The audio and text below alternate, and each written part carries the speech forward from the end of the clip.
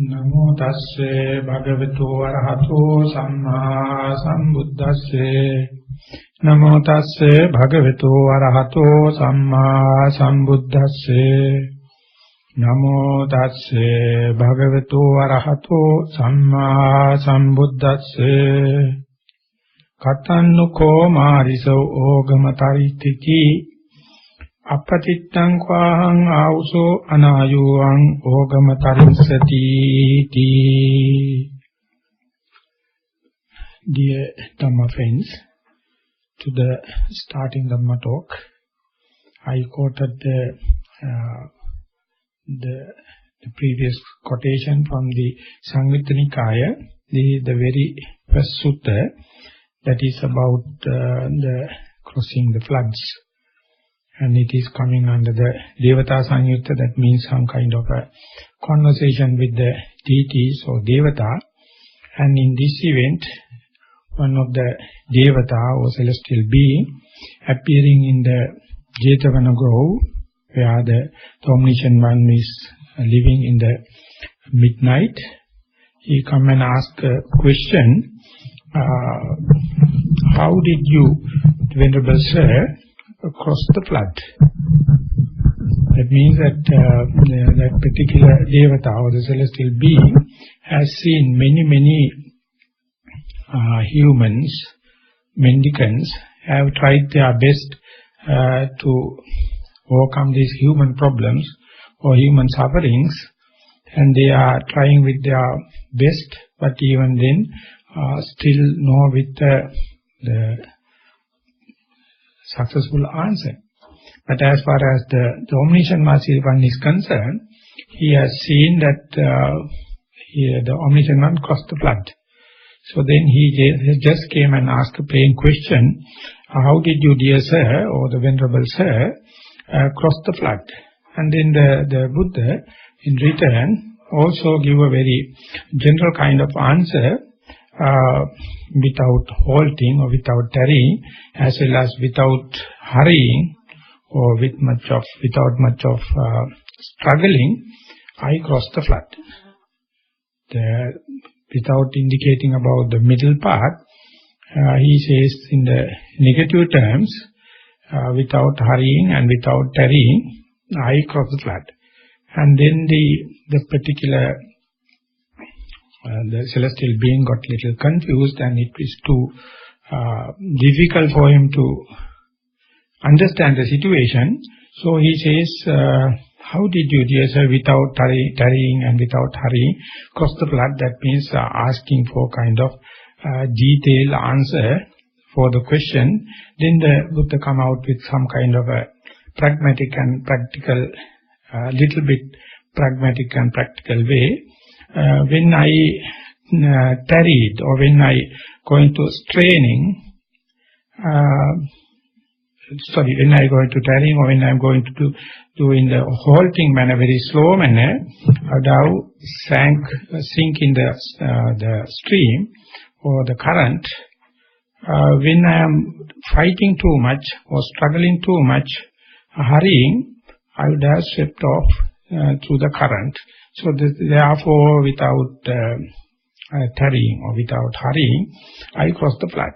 So this is a kind of overall teaching of the Buddha, and this you can see in the theoretical sphere, we call the finding the middle path, and in the philosophical way or in a contemplative way also, you can arrive at this answer by deductive knowledge or in the argumental manner. But as far as the practical side is concerned, meditators are concerned, this is very applicable as well as very vivid kind of a way out. So I thought of taking this basic theme to understand different stages of our meditation, meditative practice, and how can we become successful in our endeavor, not to get too much of lethargic or halting manner, not to get entangled in this, or not to become too straining or too much of struggling. And whenever there's a difficulty, how can we find the middle path? When the Buddha explaining about the 37 enlightenment factors, the very first one is presented as a foundation of mindfulness. There itself, each and every stage, or at each and every stage, there's a restraint by which he hint this principle. Kāye kāyānupassī vērati ātāpi sampajāno satima vinaya loke abhijjā domanasa. When someone trying to become mindful, contemplative on the body aspects, ātāpi sampajāno satima. He must be ardent and sampajāno, with the comprehension, with mindfulness, without having too much of ātāpi sampajāna satima, vinaya loke abhijjā domanasa. He has to restrain himself without much of attachment or without much of fighting and detachment. So how to find the middle path? In this, we can take some kind of practical hints towards a beginning yogi. For example, when someone is going to take this sitting meditation, that is what we usually called as the intensive method of establishment of mindfulness and to become diligent, to avoid the negligence. When you are assuming the sitting posture, itself one has to be quite in this middle part approach, without having these two extremes. Once you assume the sitting posture, first and foremost you have to make sure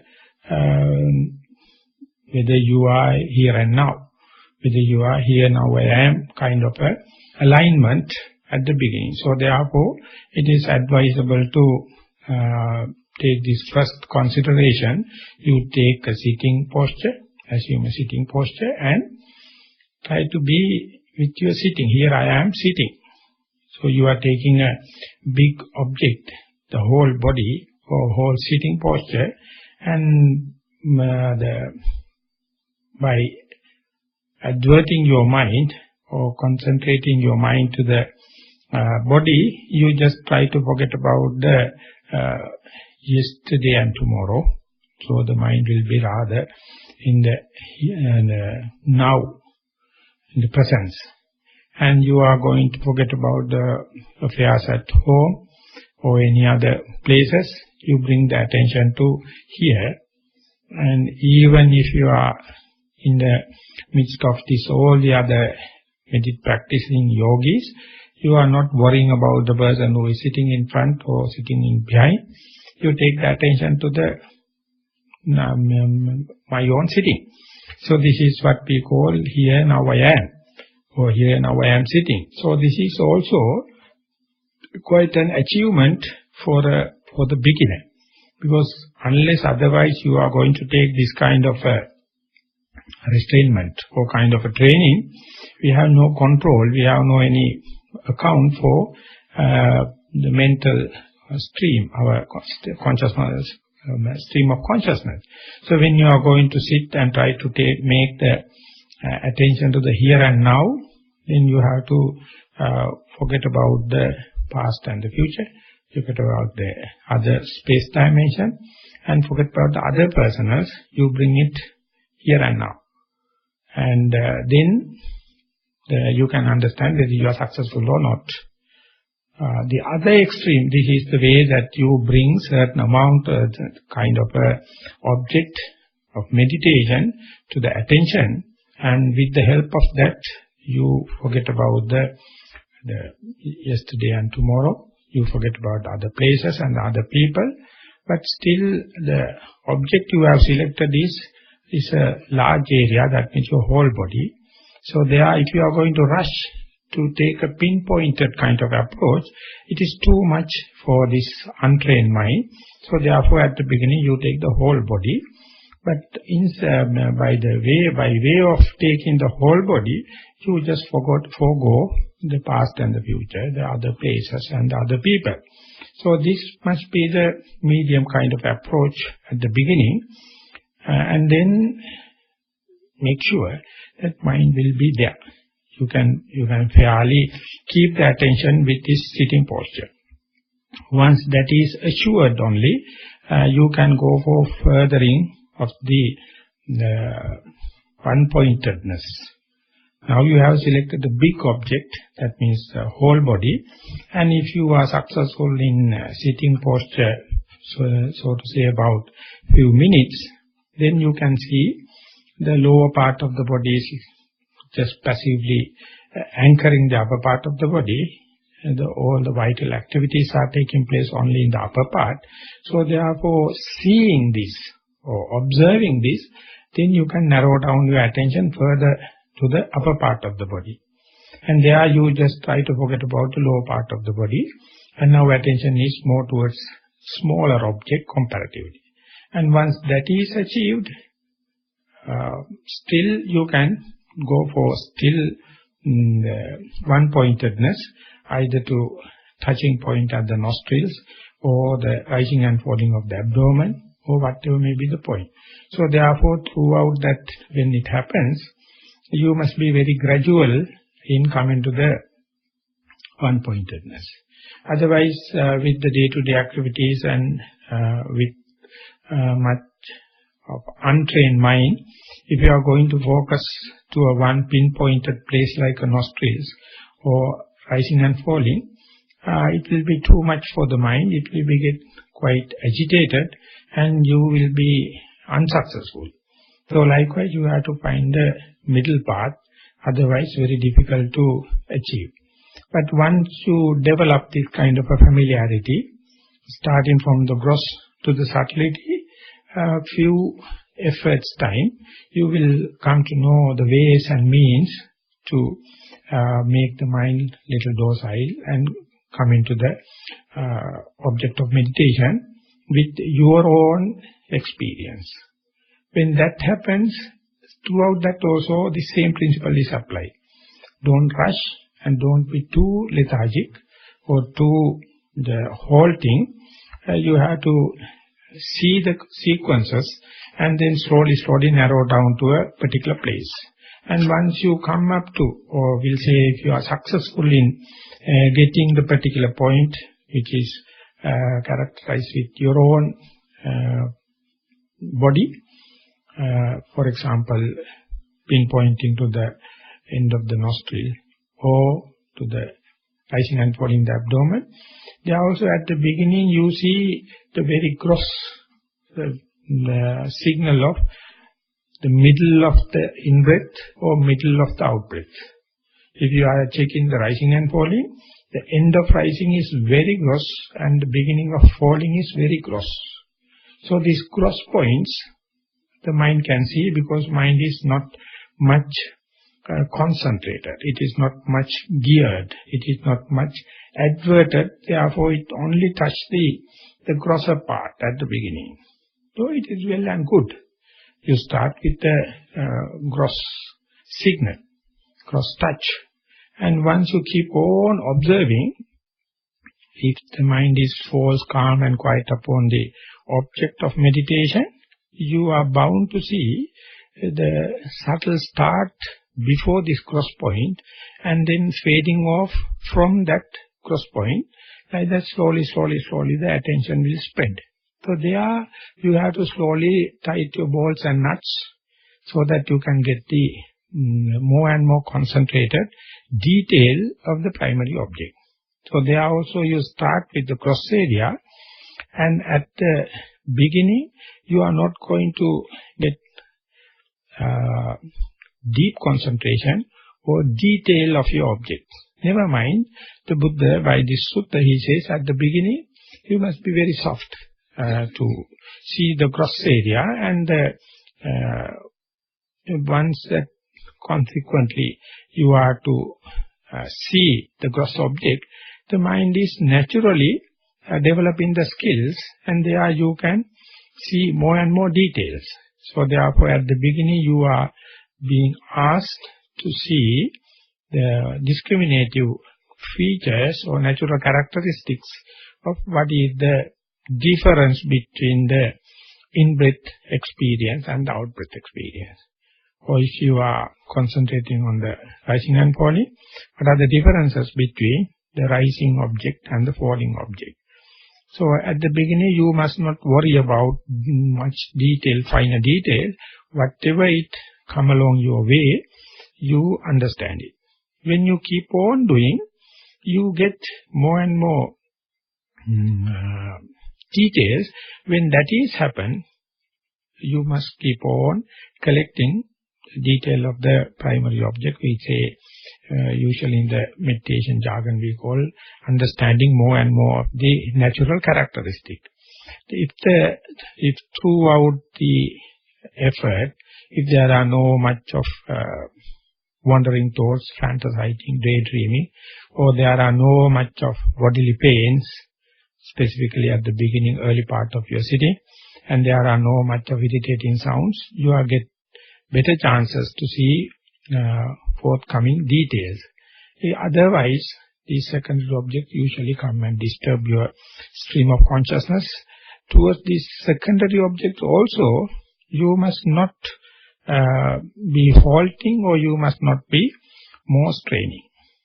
When the thoughts appear, thought happens, it's unwanted, unexpected, but even then you must not fight with them, or you must not entertain them. Both must be well prepared. Thoughts are coming uninvited, and if you are going to fight with them, react with them, and going to avoid them, that is the only thing you can do to aggravate it, to increase it. Or otherwise, if you are going to fantasize, daydream more and more, or take delight of them, still they are progressing, proliferating. So therefore you have to take the middle path, or non-reaction way, in a kind of a passive way. Let the thoughts happen. If the thoughts are very gross, and they are with the trained thoughts and lot of contents, then of course your primary object will be swept off, it has been toppled off, and this thought will take the upper hand in the stream of consciousness. And there you come to now, mind is with the thinking, or you can either note, or you can observe the thinking pattern, the thinking as such. Or sometimes the same thing will happen with the outside sounds. If the impact of the sound is too gross, definitely there won't be any chance for you to go to your primary object. And then if you get disheartened, or if you are going to fight with these outside sounds, then you will be more and more agitated. Or otherwise, if you are going to listen the sounds, leaving aside the primary object, then you will be taken for a ride, and ultimately you don't know how much time you are going to waste. So therefore you must develop the middle way. When the sounds come and disturb, you be aware of the sounds that is coming. Whenever the strength of the signal of the sound is too much, it is natural to forego the primary object. But when you are observing it in a choiceless manner, if you are observing in a middle way, the strength of the disturbance of sound will be ceases off or tapered off, and then you will get a chance to go back to the primary object. There you must be very skillful to be alert and to get the best opportunity.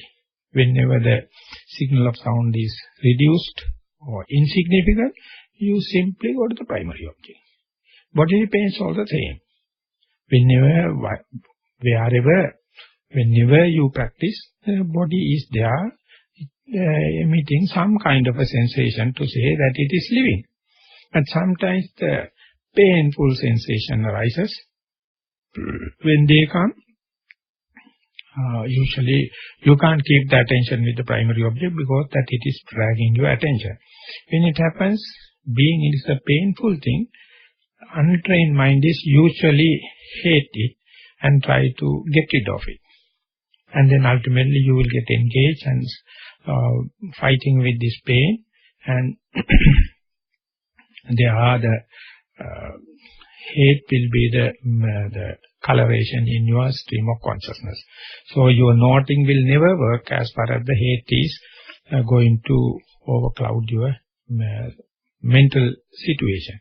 So when the painful pain happens, if it is stronger than the primary object, you will be well aware about that, and then the point of focus is not at the end of the nose or at the abdomen. Instead, you may come to know the pain is occurring at the right knee or left knee or at the back or at the hip bone or whatever may be.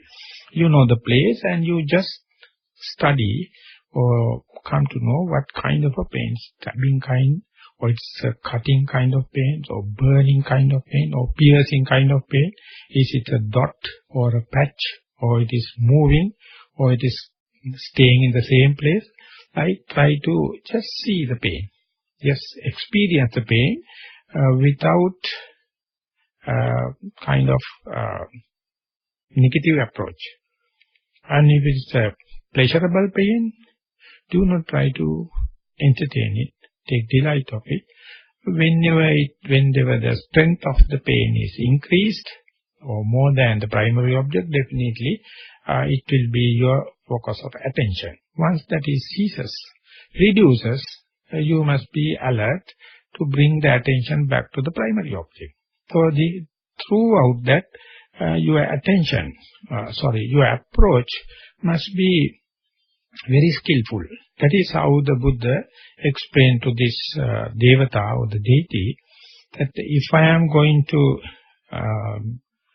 if I am stand still, I will get sank in the stream.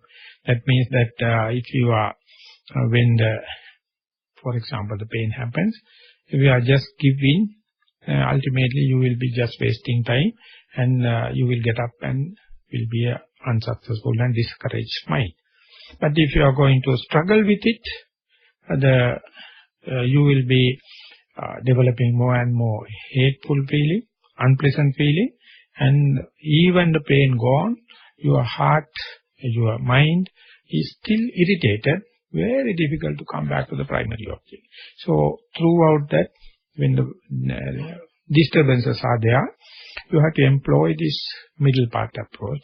If you are successful and if you continue with that, you will see, you will get more and more chances to be with the primary object, or in the sense, in the meditation jargon we say that we are face to face with the primary object.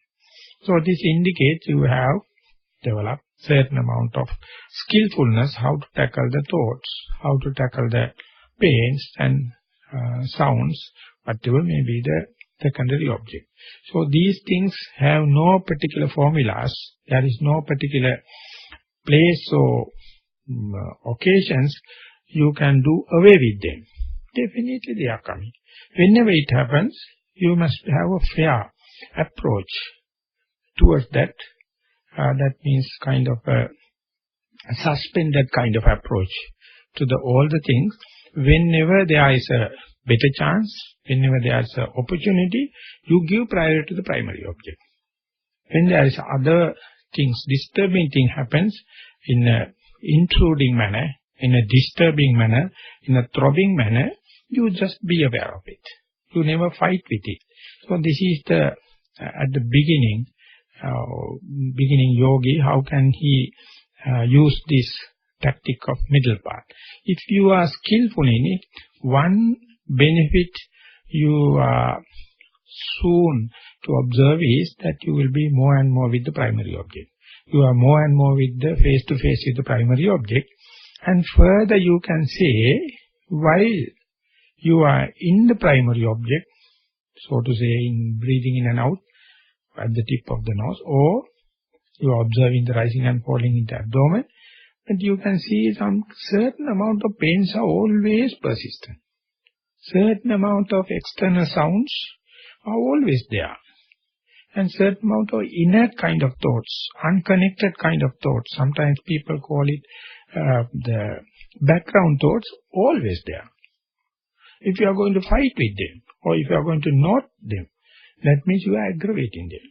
You are agitating them. Unwantedly you are asking for troubles. So you have to have a fair approach, or suspended kind of approach, choicelessly be aware. Then you can easily observe, as if you are walking in a busy street. You will never get the complete blank street. So people are moving here and there. You also have to walk with the appropriate speed. If there are no one, definitely you can take your normal pace. But so much of people crossing up and down here and there, you may be a little slow down, but still you can maintain certain amount of speed. Like the stream of consciousness is not completely given for meditation. Slowly only you have to cut through. So in cutting through, at the beginning, specifically till the mindfulness or the concentration becomes established, you have to be very patient. You have to take the opportunity, and each day, each sitting, or I would say at the base of each disturbance, you have to behave like a beginner. You have to develop the beginner's mind. Anything can happen at any time, and then and there you have to use the appropriate technology. What is fitting for that? For that you must have any premeditated ideas or expectations. The only thing is your vigilance is there. Whatever thing happens, you just face it as it is and see the best opportunity for you to install on the primary object. So when you go further, at the midst of all these disturbances, you know how to maintain the primary object as consecutively as possible.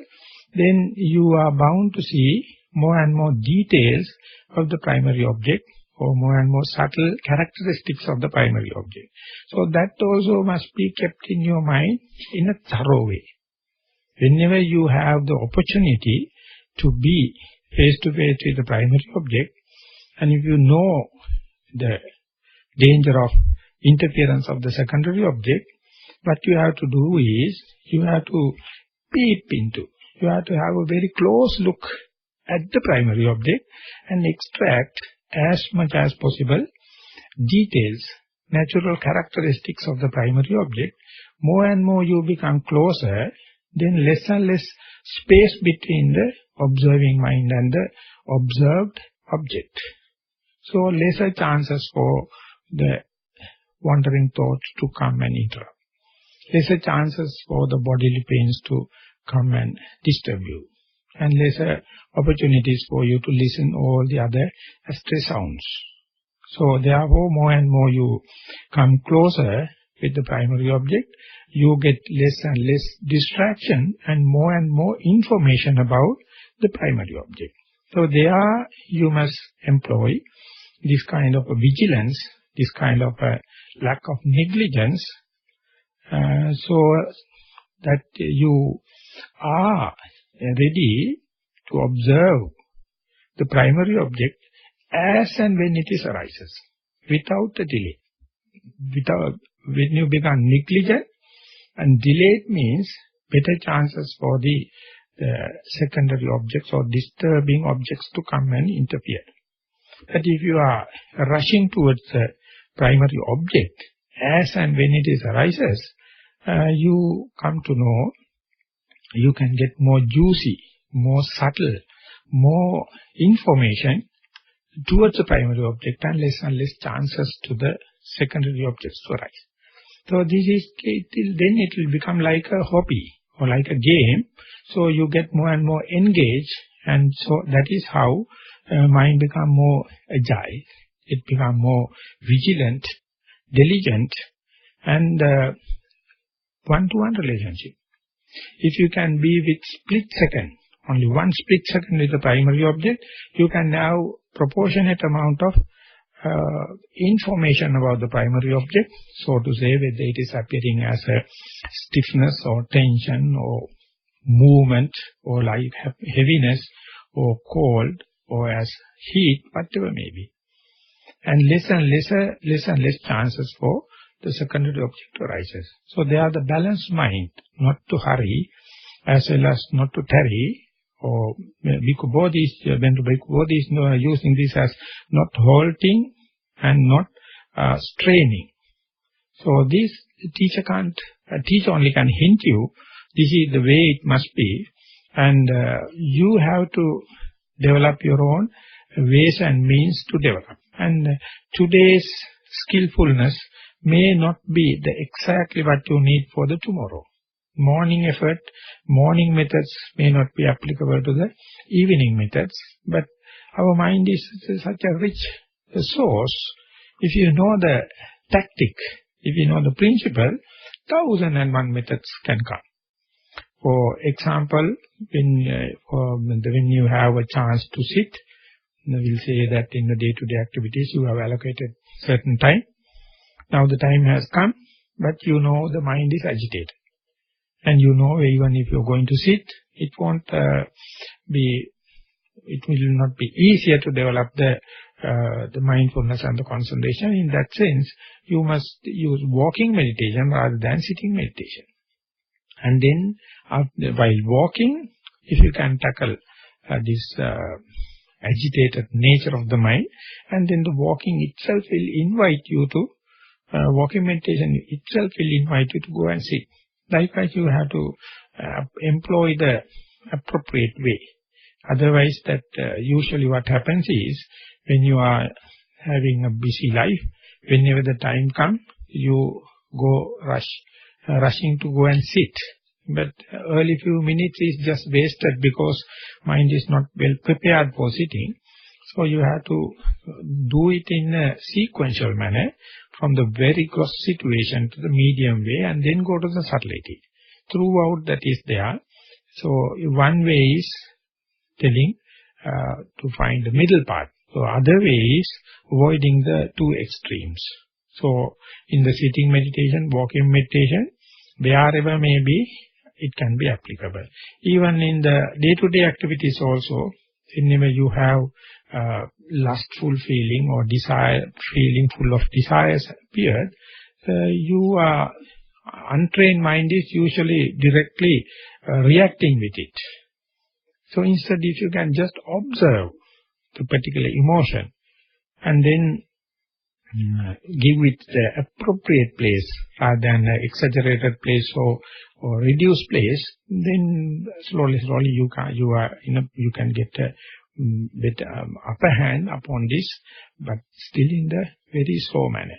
And when you are to get hateful feeling, still you have to understand these are part and parcel of our natural life and nothing to worry about, and therefore you may get certain amount of information about when the desire comes, how the mental attitude, when the hate become the prominent feature in the mind, what will be the approach. Like that, you understand yourself that in a way you are throughout research to understand who am I.